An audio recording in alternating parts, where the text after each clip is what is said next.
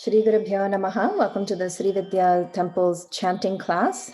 Today we are focusing on a Vedic chant called Mantra Pushpam.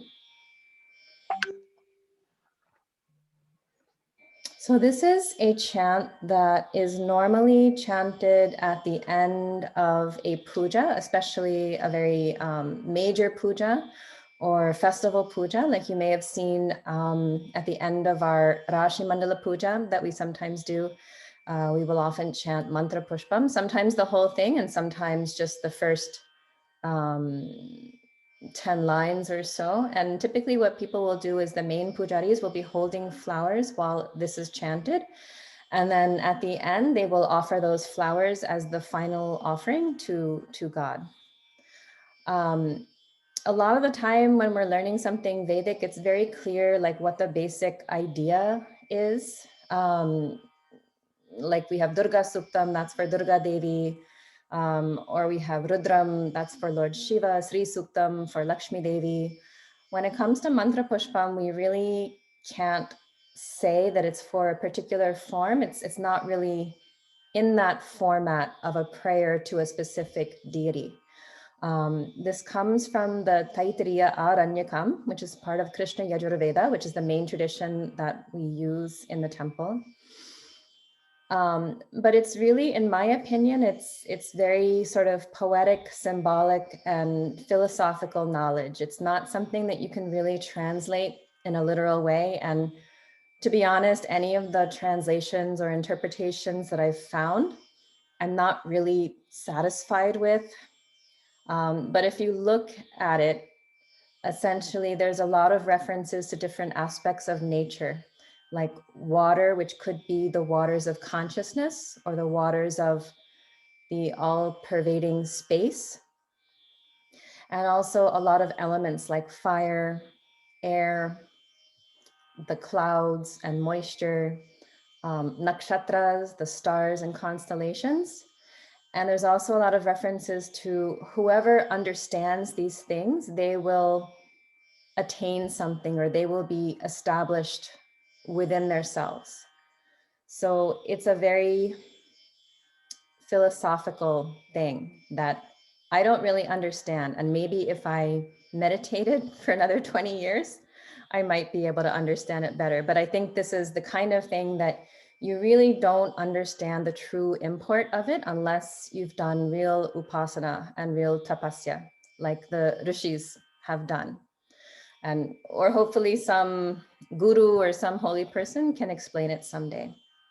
But for me, what I feel is the connection with the energy and what I feel when I chant it or when I hear it, which is very peaceful and meditative and like a divine kind of bliss. So if you connect with the energy, I think that's really enough.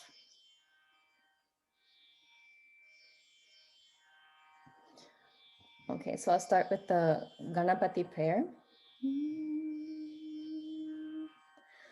Om Shuklambaradharam Vishnum Shashivarnam Chaturbhujam Prasannavadanam Dhyayet Sarva Viknopashantaye. So, Sriji, do you want to chant the lines, or repeat the lines? Sure.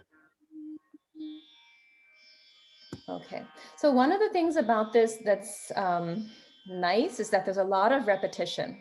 And the way I've formatted it in the documents is specifically to show the pattern. It's not that this is how it's, recorded in the Vedas themselves, but I sort of formatted it in a way so that you can see the pattern of certain lines being repeated.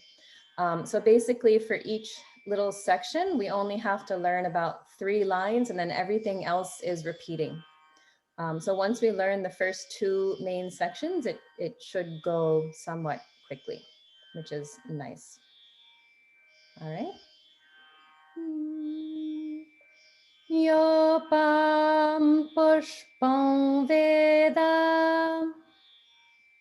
Yopam pushpam veda. Yopam pushpam veda. Pushpavan Prajavan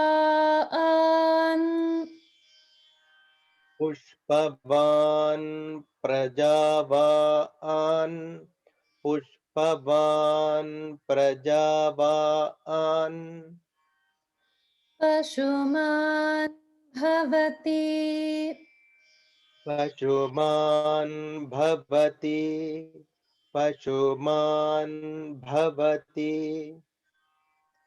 Pushpavan Prajavan Pashuman Bhavati Pushpavan Prajavan Pashuman Bhavati Pushpavan Prajavan Pashuman Bhavati. So now I'm going to chant that one line starting with Pushpavan. I'll chant it 4 times, then Sriji can repeat it 4 times so that we get the practice. Pushpavan Prajavan Pashuman Bhavati Pushpavan Prajavan Pashuman Bhavati Pushpavan Prajavan Pashuman Bhavati Pushpavan Prajavan Pashuman Bhavati. Now, Sriji.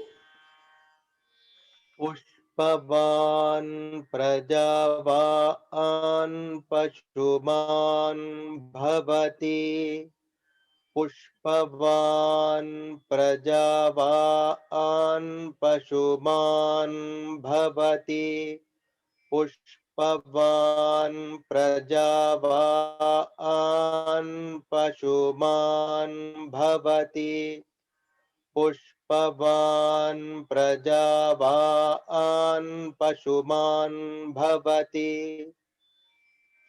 So now the next line. Chandramava Chandramava Chandramava Apam Pushpam Apam Pushpam Apam Pushpam Chandramava Apam Pushpam Chandramava Apam Pushpam Chandramava Apam Pushpam And here, notice the gap in between va and apam. And so remember the rule in Vedic chanting where if there's ending dirgha vowel followed by another vowel, there's a small gap in between. Okay, so now I'll chant this line 4 times, then Sriji can do 4 times. Chandramava apam pushpam Chandramava apam pushpam Chandramava apam pushpam Chandramava apam pushpam Chandramava Apam Pushpam Chandramava Apam Pushpam Chandramava Apam Pushpam Chandramava Apam Pushpam. Okay, so now you can see there's already a repeating line that comes after Pushpavan Prajavan, which we've already looked at.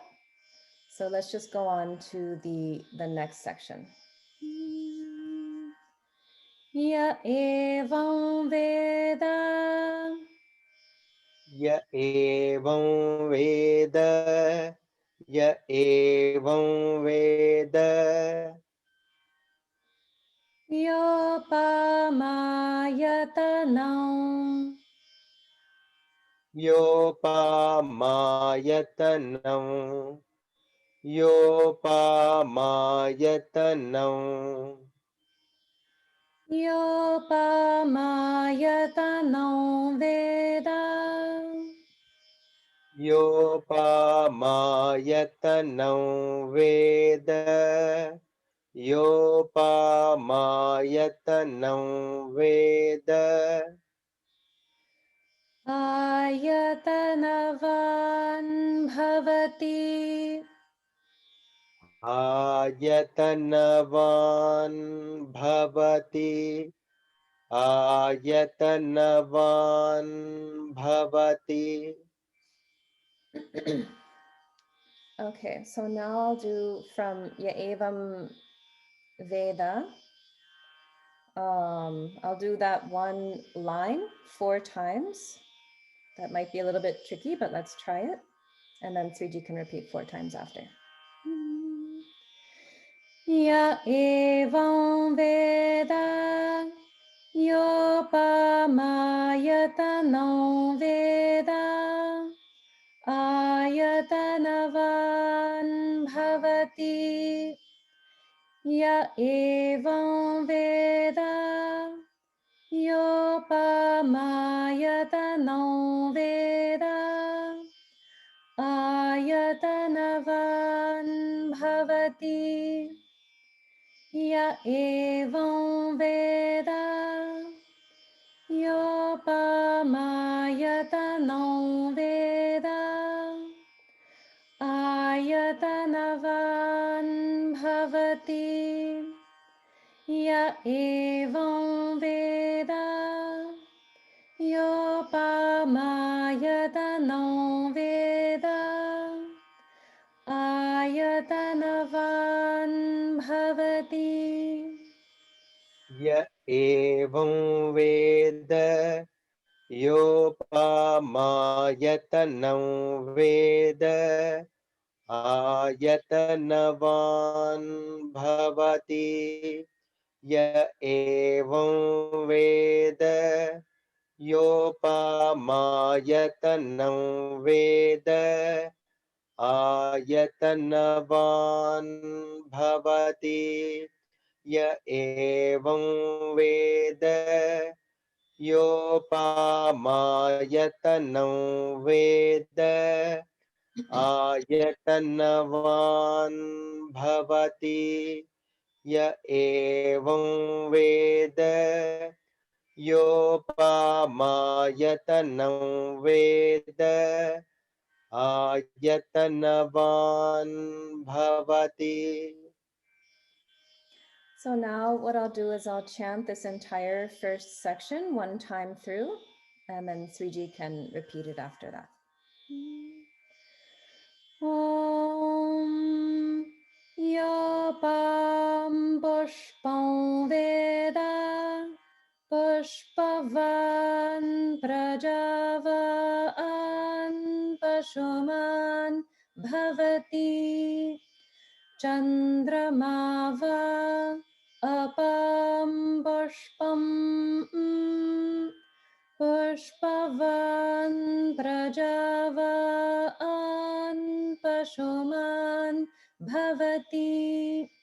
Ya evam veda yopamayatano veda ayatanavan bhavati.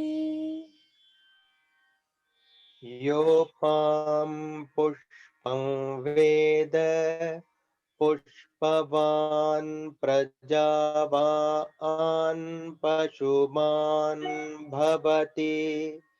चन्द्रमा वा अपां पुष्पं पुष्पवान् प्रजावान् पशुमान् भवति य एवं वेद योपामायतनं वेद आयतनवान् भवति. Okay. One more time. Yeah, sorry. Yopam pushpam veda पुष्पवान् प्रजावान् पशुमान् भवति चन्द्रमा वा अपां पुष्पम् पुष्पवान् प्रजावान् पशुमान् भवति य एवं वेद योपामायतनं वेद आयतनवान् भवति.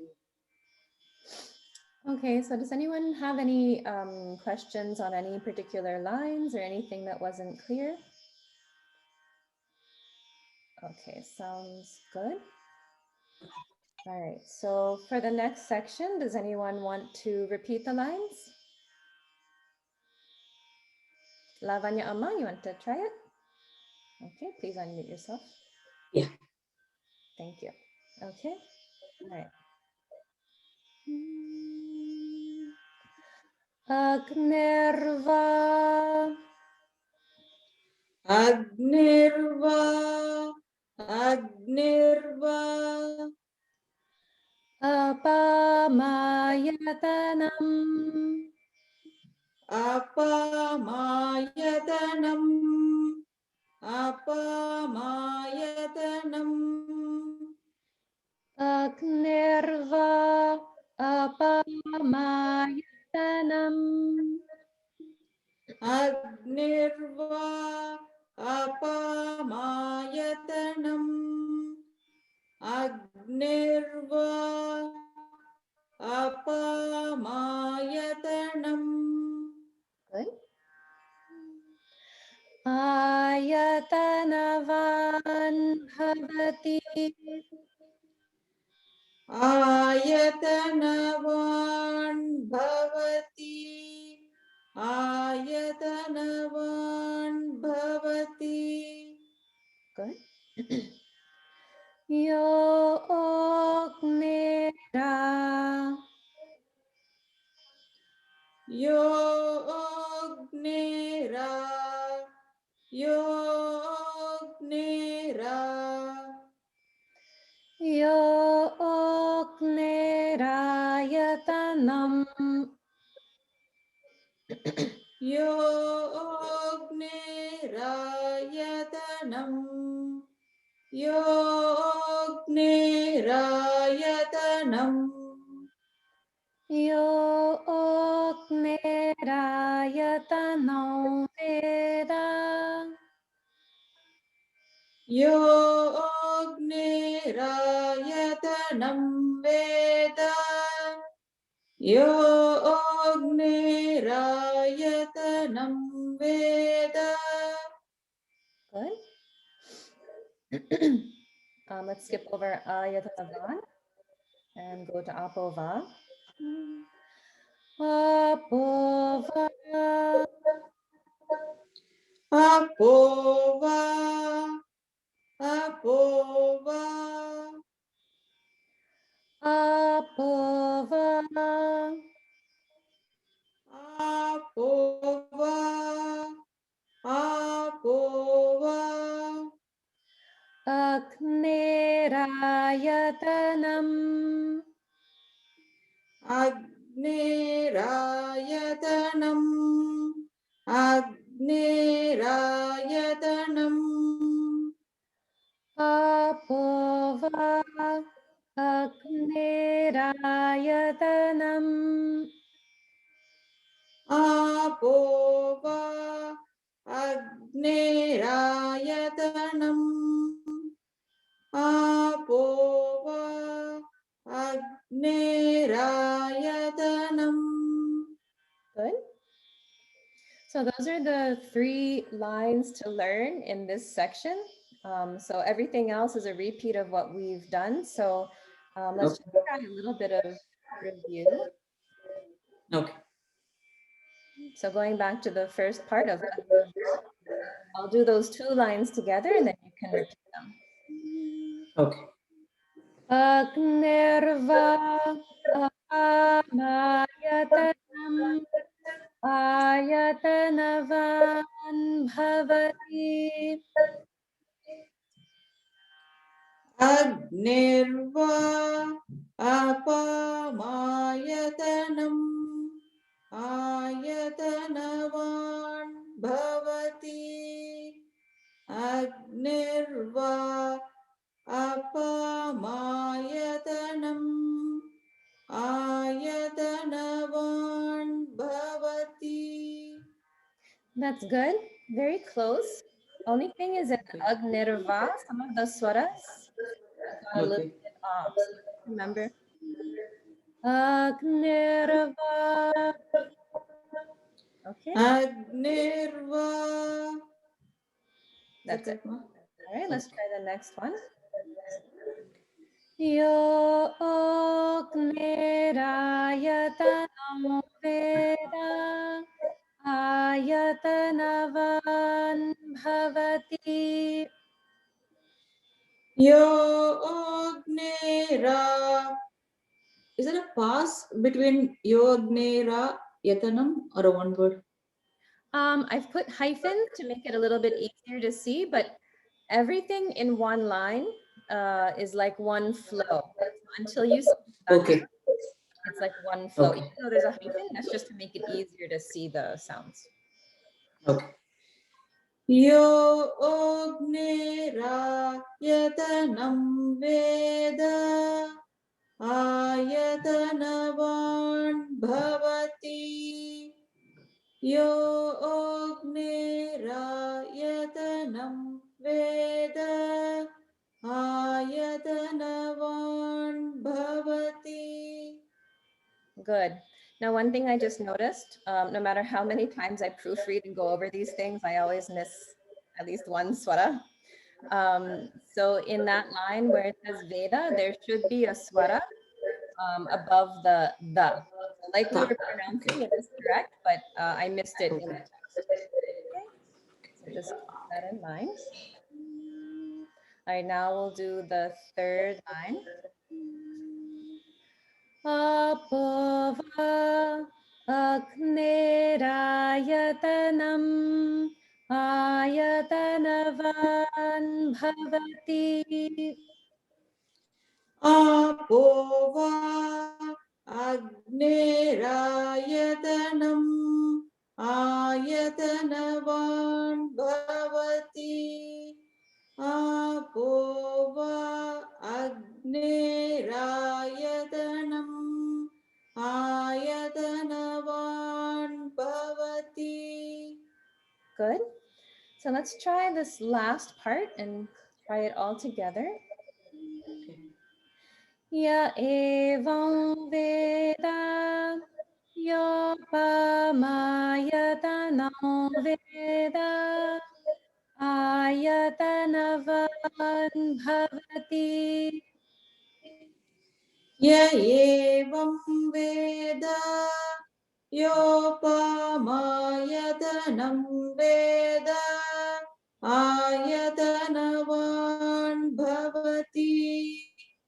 Ya evam veda yopamayatana veda ayatanavan bhavati. Very good. So now I'm just going to chant this all together, this one section, just as a review. I'll do that myself. Okay.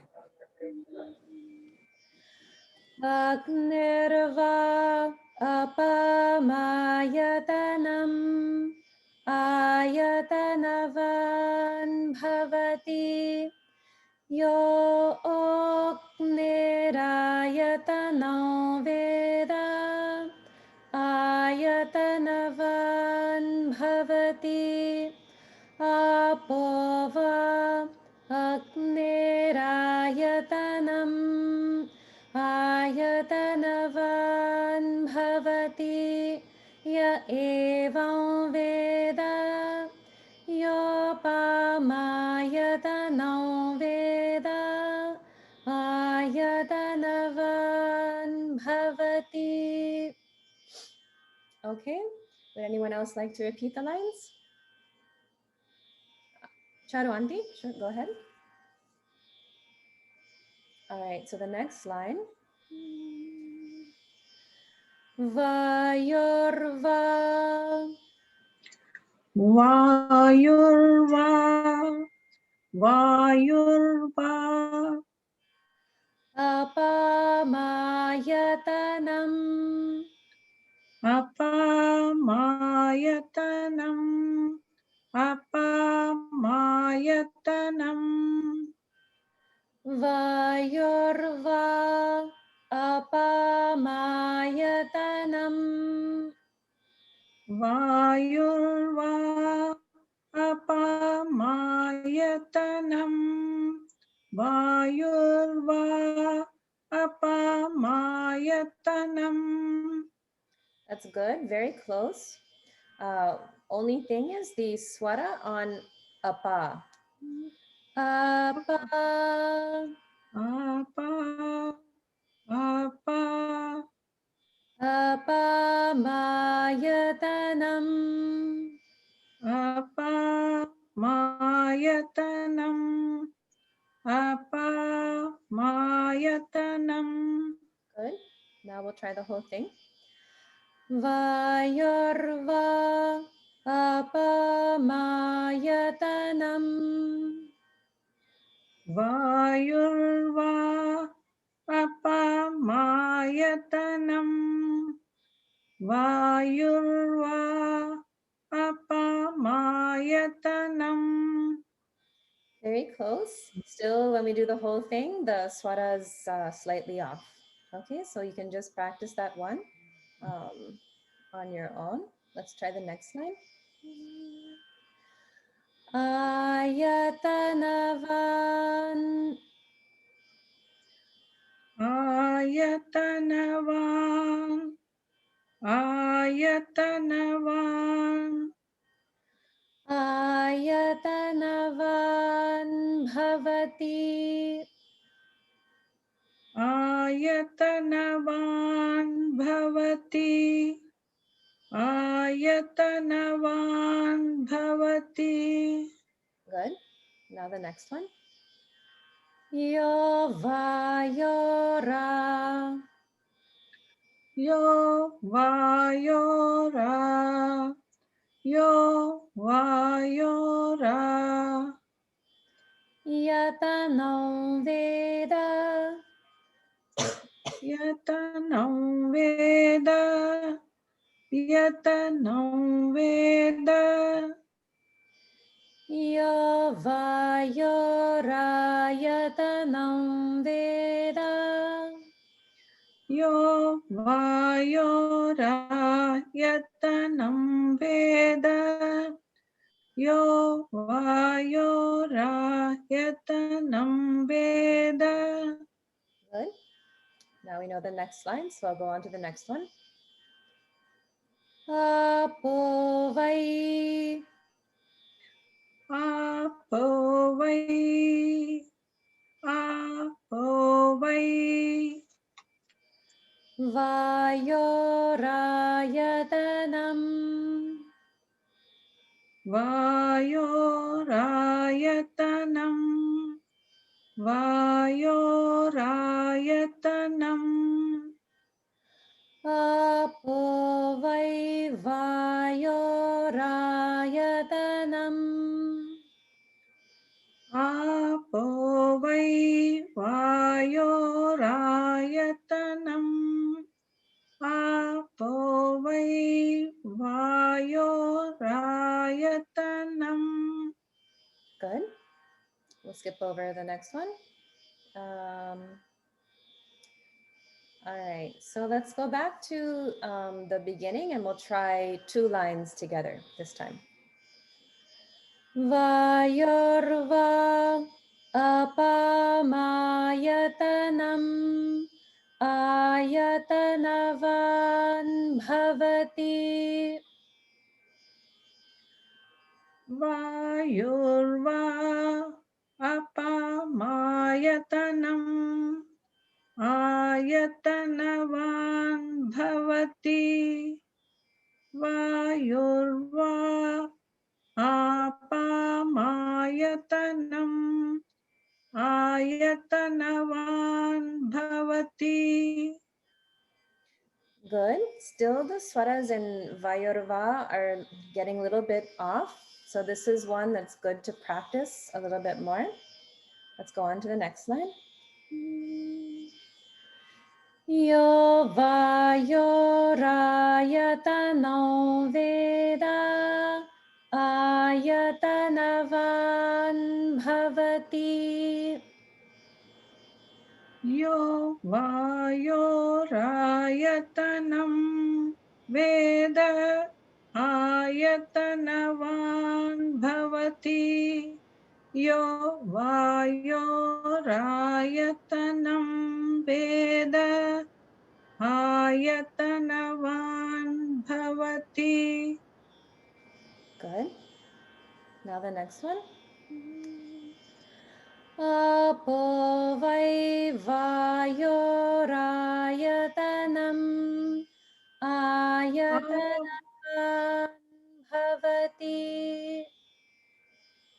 Apo vai vayorayatanam ayatanavan bhavati. Apo vai vayorayatanam ayatanavan bhavati. Very good. Only thing is we don't need to take a little pause between vai and vayo. So that one we can do it smoothly, like apo vai vayo, apo vai vayo. Okay, Apo, apo, that's vai vayo. all right. So let's try the last line all together. Ya evam veda yopamayatana veda ayatanavan bhavati. Ya evam veda yopamayatanam veda ayatanavan bhavati. Ya evam veda yopamayatanam veda ayatanavan bhavati.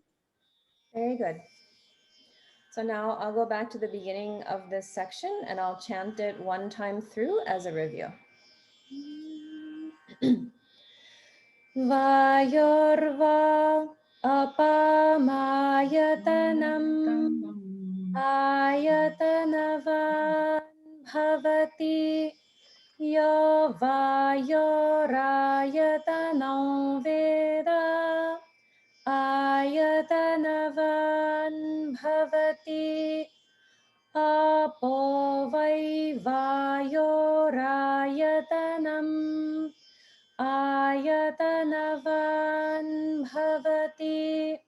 Ya evam veda yopamayatano veda ayatanavan bhavati. Okay, so would anyone like to repeat the lines for the next section? Adit, go ahead, please. Okay. Aso vai Aso vai, aso vai, tapannapama tapannapama, tapannapama. Asau vai tapannapama. Aso vai tapannapama. Aso vai tapannapama. Asau vai tapannapamayatanam. Aso vai tapannapamayatanam. Aso vai tapannapamayatanam. Good. Ayatanavan bhavati. Ayatanavan bhavati. Ayatanavan bhavati. Good. Yomushya. Yomushya. Yomushya. Tapata ayatanam. Tapata ayatanam. Tapata ayatanam. Yomushya tapata ayatanam. Yomushya tapata ayatanam. Yomushya tapata ayatanam.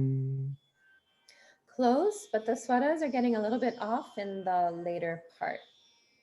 So let's try. All right, I will chant that part 4 times, and you can listen for the swaras. Yomushya tapata ayatanam. Yomushya tapata ayatanam. Yomushya tapata ayatanam. Yomushya tapata ayatanam. All right, so let's try one word at a time. Ayatanam. Ayatanam. Ayatanam. Tapata ayatanam. Tapata ayatanam. Tapata ayatanam. Tapata ayatanam. Tapata ayatanam. Tapata ayatanam. Yomushya tapata ayatanam. Yomushya tapata ayatanam. Yomushya tapata ayatanam. Good. Now we'll try the whole line. Yomushya tapata ayatanam Veda. Yomushya tapata ayatanam Veda. Yomushya tapata ayatanam Veda. Good. Now we can skip over the next line and go on. Apova. Apova. Apova. Amushya tapata. Amushya tapata. Amushya tapata. Apova. Amushya tapata.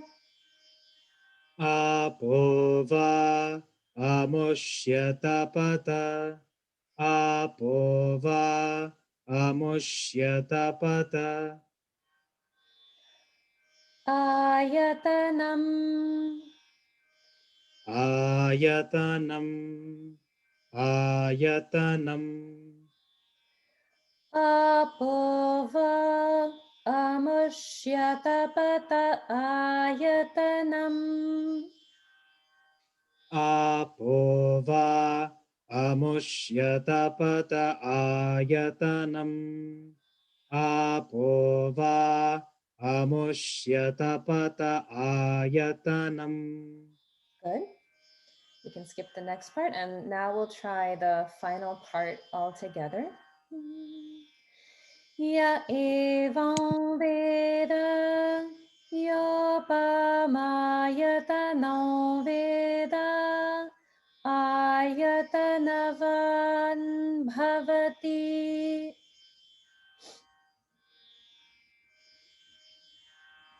Now you can repeat it 2 times.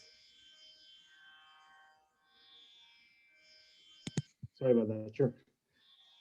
Ya evam veda yopamayatano veda ayatanavan bhavati.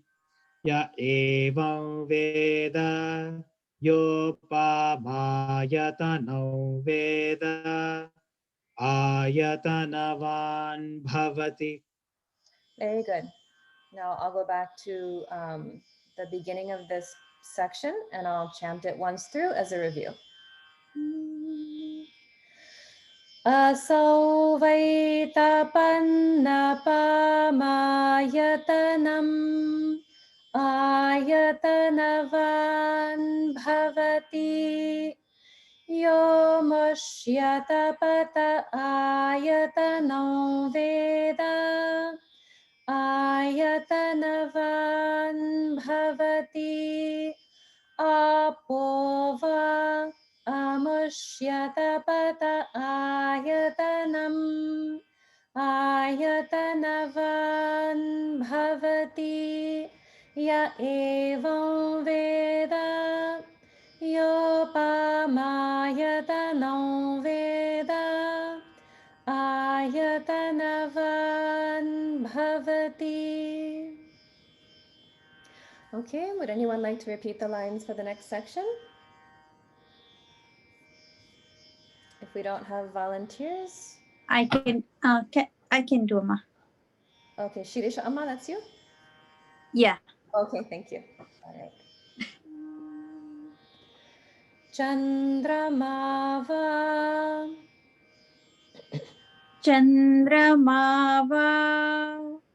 Chandramava apamayatanam apamayatanam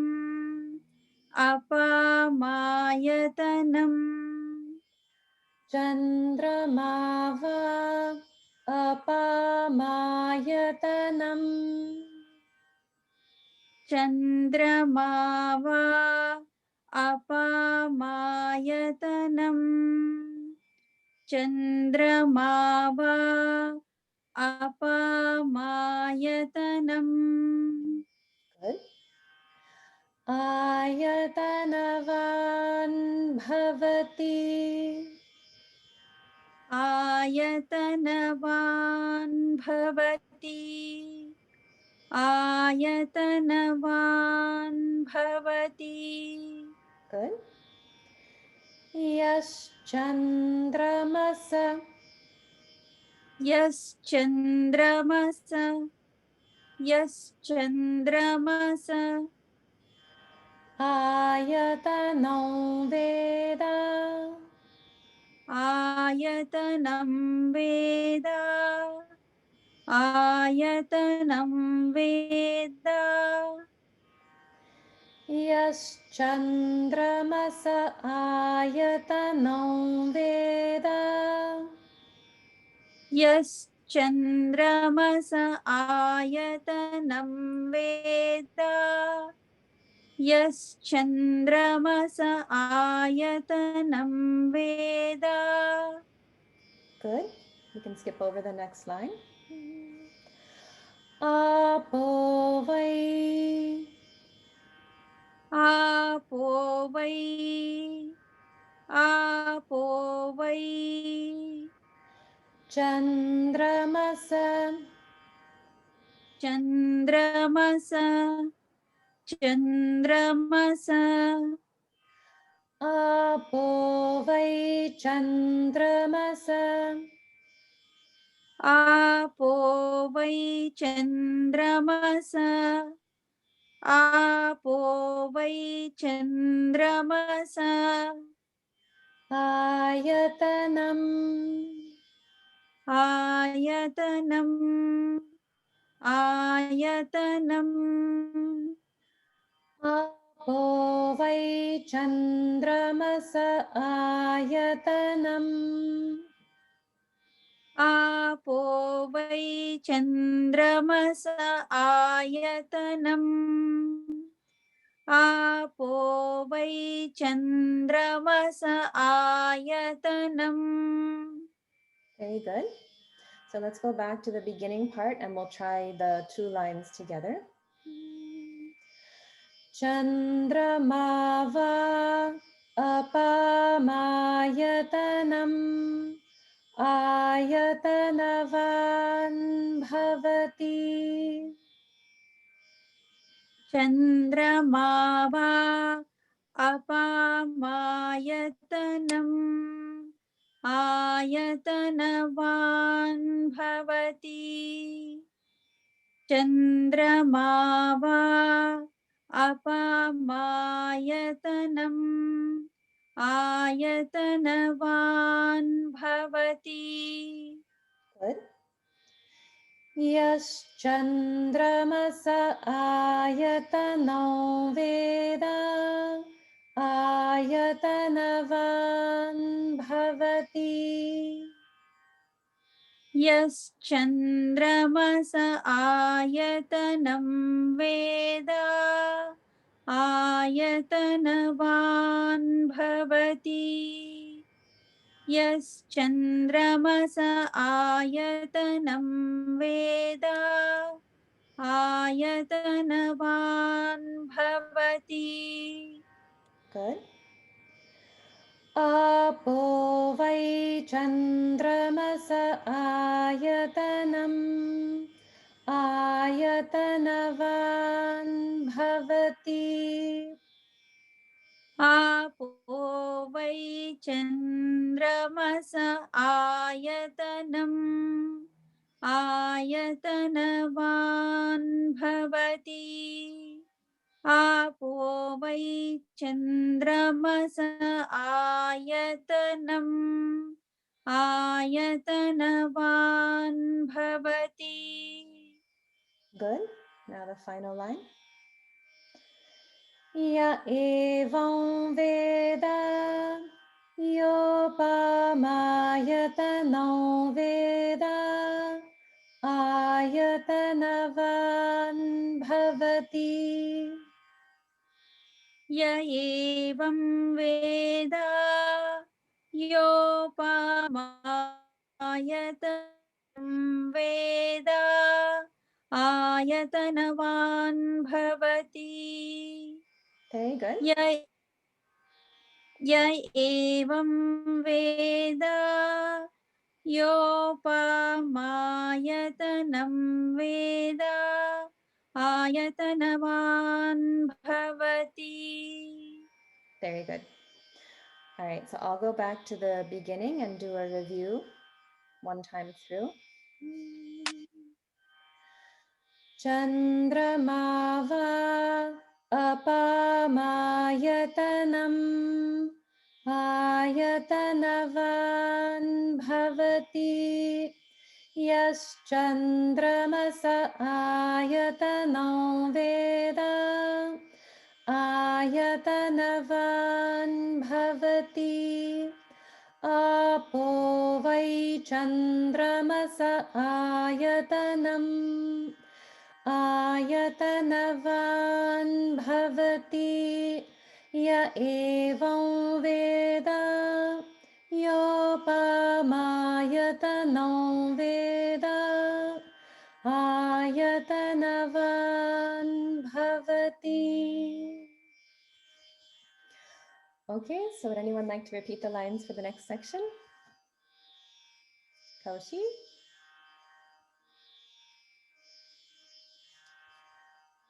Anyone?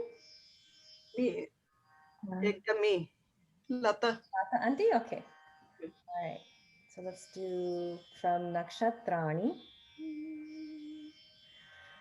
Nakshatrani va. Nashatrani va. Nashatrani va. Good. Apama. Apama. Apama. Yatanam. Yatanam. Yatanam. Apamayatanam. Apamayatanam. Apamayatanam. Good. Nakshatrani va apamayatanam. Nashatrani va apamayatanam. Nashatrani va apamayatanam. Good. Ayatanavan bhavati. Ayatanavan bhavati. Ayatanan bhavati. Good. Yo nakshatranama. Yo nashatranama. Yo nashatranama. Yo nakshatranama. Yo nashatranama. Yo nashatranama. So that's very close. You can practice the swaras a little bit more at home. Yo nakshatranama. Yo nashatranama. Yo nashatranama. Can I reduce my voice lower? It's okay. The way you're chanting is fine. It's fine. It just sounds to my ear like on the na in nak that your pitch is going down a little bit. Okay, so that nak is the middle pitch. Okay, so what I'll do is I'll post the recording of Chalakere Brothers in our folder so people can listen to that and get the sense of the swaras. Okay, it'll just take a little time, but it's very close. Okay. Thank you. Yatanam Veda. Yatanam Veda. Yatanam Veda. Yo nakshatranama Veda. Yo nashatranama yatanam Veda. Yo nashatranama yatanam Veda. Very close, just needs a little more practice on the swaras. You can do that later. We'll skip over the next line for the next one. Apo vai. Apo vai. Apo vai. Nakshatranama. Nashatranama. Nashatranama. Yatanam. Yatanam. Yatanam. Apo vai nakshatranama. Apo vai nashatranama. Apo vai nashatranama. Apo vai nakshatranama yatanam. Apo vai nashatranama yatanam. Apo vai nashatranama yatanam. Good. Now we'll try the last line. Ya evam Veda Yopamayatana Veda Ayatanavan Bhavati. Ya evam Veda Yopamayatanam Veda Ayatanavan Bhavati. Ya evam Veda Yopamayatanam Veda Ayatanavan Bhavati. Good. So what I'll do is I'll go to we only have a couple minutes left. So I'll just go to the beginning of this section and I'll chant it as a review.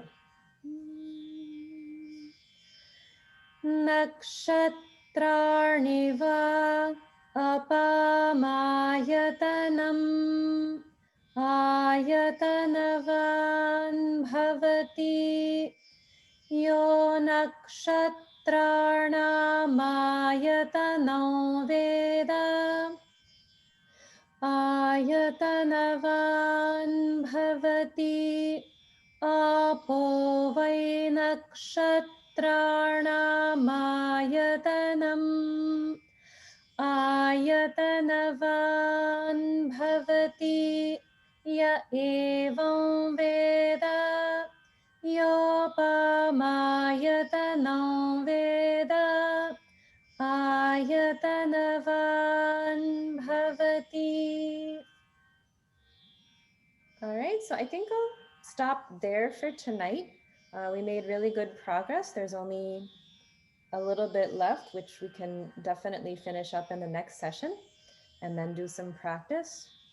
So if anyone's new and you have questions, you're welcome to ask them, or if you want to ask anything later. If you're new to Vedic chanting, some of the things that we do might seem a little unfamiliar. So feel free to ask about those or watch any of our earlier chanting videos on Vedic suttas where we go into the explanation a little bit more. And like I said, I will post a recording of Chalakedi brothers chanting this. And it's interesting that they include some different mantras. So what they call as mantra Pushpam on one of their CDs actually contains some additional mantras, and some of the beginning parts I recognize from Mahanyasam. There's one thing that we chant in Mahanyasam that they chant in the beginning, and then they start in with Yopam Pushpam Veda. And then there's a little bit of extra stuff that they do at the very end. So there's different traditions on these things. Nothing is kind of, set in stone in terms of what we chant as part of Mantra Pushpam. All right, so I'll end there. Sri Gurubhyo Namaha. And thanks to everyone for joining. It was a class that I enjoyed a lot. I really loved chanting this. So it was a really lovely opportunity for me too. So thank you very much. I was listening to somebody, they were giving like a satsang lecture from India. When saying Mantra Pushpam, they say they are covering from the beginning how it goes. First Prana, Agni, Vayu, Chandrama, Nakshatra, and at the end, calendar. Why the calendar is there, he started to explain, but I could not attend that one. So that's how this whole thing flows, it seems. Okay. And there is a connection at the end, they bring it out. There's a connection. I found a website, they have both outer meaning and the inner meaning like that. If I have it, I will send it to you. Yeah, definitely. What it is. I found that one. Suddenly when I wrote it down here scribbled it. So I was trying to look it up what it is. That's how this flow, and they compare it to the water. How the flow of water, and this is all going. I have to listen to them again. So I thought I would just share it with you. Very interesting. It's very interesting philosophical thinking and concept to think about. Very poetic, I think. Thank you, Ektam and Sriji. Thank you. Thank you. Thank you, Ma. Thank you. Good night. Have a good night. Thank you very much. Good night.